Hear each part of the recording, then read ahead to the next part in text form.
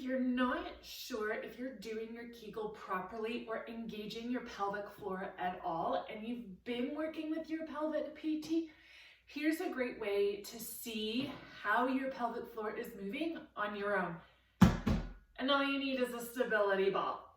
All right, so first and foremost, you want to make sure that your feet are flat on the ground. So you want to make sure that the ball allows you to sit upright with your ribs stacked over your hips. So if your knees are coming up to your chin, you might not be in proper alignment for this.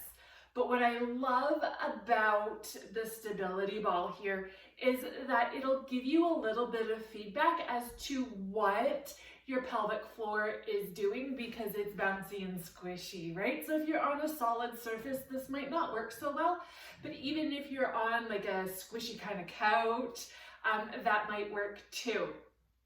So what we want to do, again, ribs stacked over hips.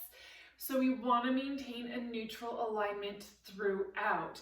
Now what you should be feeling is, if this is your pelvic floor, this is the ball and this is your pelvic floor, specifically your perineum, which is the muscle tissue between your vagina and anus, you should feel it kind of press down lightly on the ball, okay? So we're not gonna add in that Kegel just yet. I want you just to feel what your perineum is doing as you breathe, okay? So big deep breath in through your nose. I'm gonna have you exhale through your mouth like you're blowing out birthday candles. Okay, so in your upright position. Now, if you need, you can place your hand just on your rib cage and another on your belly, just to make sure that you're getting enough air in. So when you're breathing in, I want you to think about expanding through your rib cage into your armpits and your back, breathing into your belly and even into your vagina, okay? So this will make sure that you're getting enough air. Because what should be happening on that inhale is that the perineum presses lightly on the ball, and then as you exhale, you should feel your perineum lift off of the ball. All right, so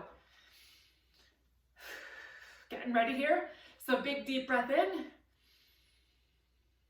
and you should feel the ball kind of descend down along with your perineum, and then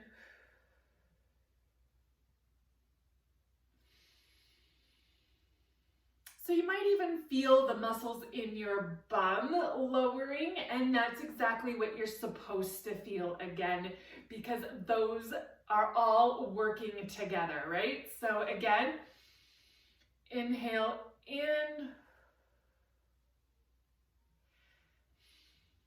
again.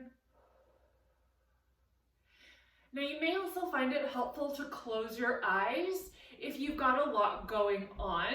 This way you can concentrate and really focus in the pelvic floor and what it's doing with the ball. So now I'm going to have you add in that pelvic floor contraction or the Kegel. All right, which are the same thing. Pelvic floor contraction and Kegel are the same thing. All right, so again, I'm going to have you take that deep breath in, and your perineum should be pressing down, okay?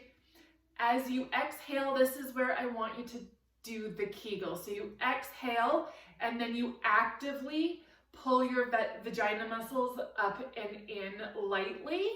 Okay, so you're only going to be doing about a 2 or a 3 out of 10. We don't need a big contraction here. We're not lifting pianos.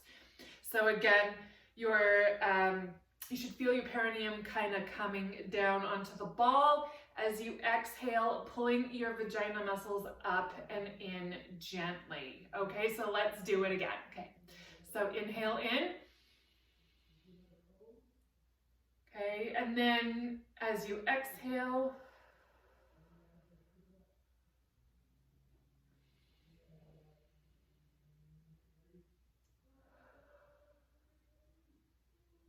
so with that active contraction or that Kegel, you will be feeling more of a grip, if you will, when you're pulling those muscles up and in. So without The pelvic floor contraction or that Kegel, you should just feel the ball kind of descending down lightly with your perineum or as your perineum comes down.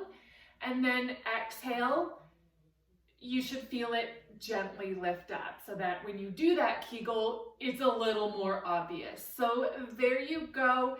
There is one way that you can feel that pelvic floor contraction without actually getting your pelvic PT inside, if you know what I mean.